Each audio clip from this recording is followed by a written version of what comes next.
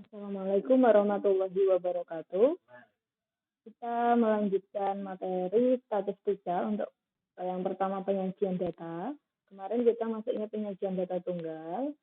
Sekarang kita mempelajari penyajian data kelompok. Nah, untuk penyajian data kelompok sendiri nanti dibedakan jadi 4, tabel frekuensi, histogram, poligon, dan bukit.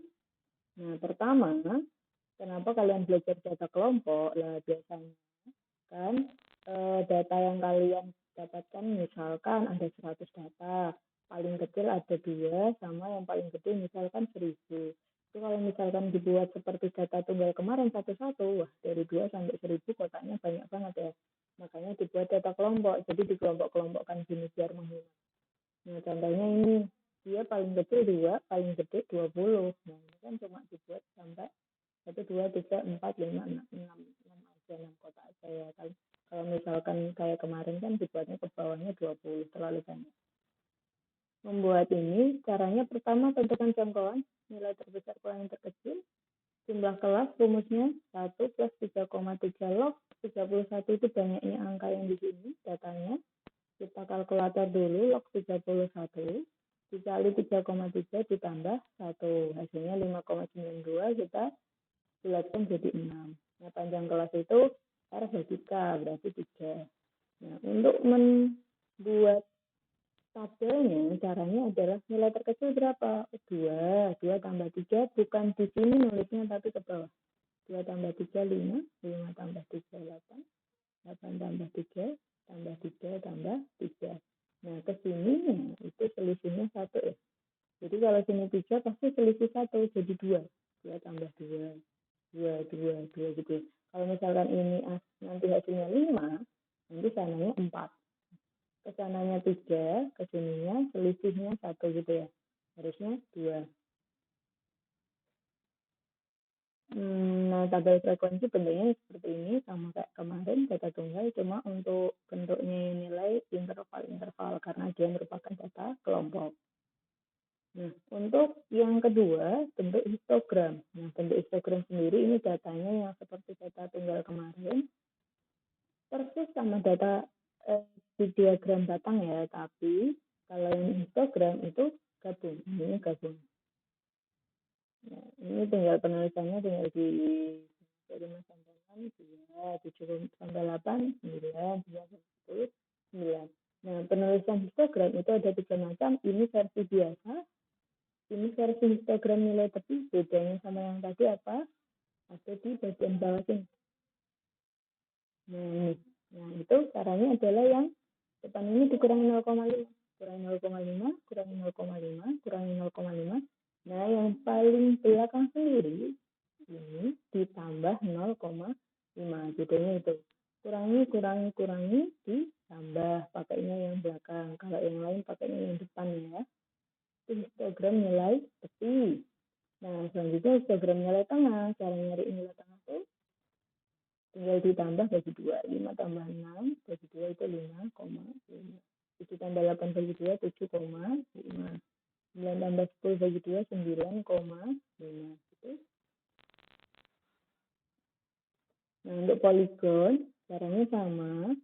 Poligon juga ada 3 sama persis sama histogram, tapi ini dihubungkannya sama garis. Nah, bedanya poligon dengan diagram garis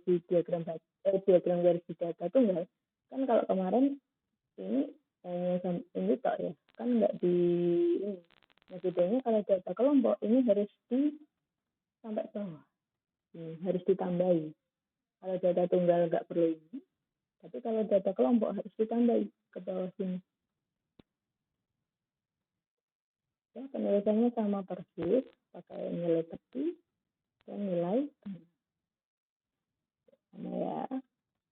Nah, selanjutnya kita pakai OGIF. OGIF itu kita pakainya frekuensinya di jumlah-jumlah. Pakainya frekuensi kumulatif, maksudnya gitu ya. Frekuensinya di jumlah-jumlah. Nah, sama seperti tadi, caranya mencari tepinya dulu. Masing-masing kalau OGIF selalu pakainya tepi ya. Tidak ada nilai tengah, tidak ada biasa. Dia pasti pakainya tepi. Harus pakai tepi. Oke, terus setelah itu, Kalau oke positif, kita bergeraknya dari bawah, dari 0, terus 2, terus bukan 9, tapi 2 ditambah 9, 11, 2 tambah 9 tambah 9, 20. Caranya gitu, dijumlah-jumlah. 2 dulu, 2 tambah 9, 11, 2 tambah 9 tambah 9, 20. Nah, kalau untuk objek negatif, bergeraknya malah dari atas, dari 20 dulu. Jadi ditotal dulu semua. Terus dikurangkan 2 jadi 18. 18 kurang 9 jadi 9, 9.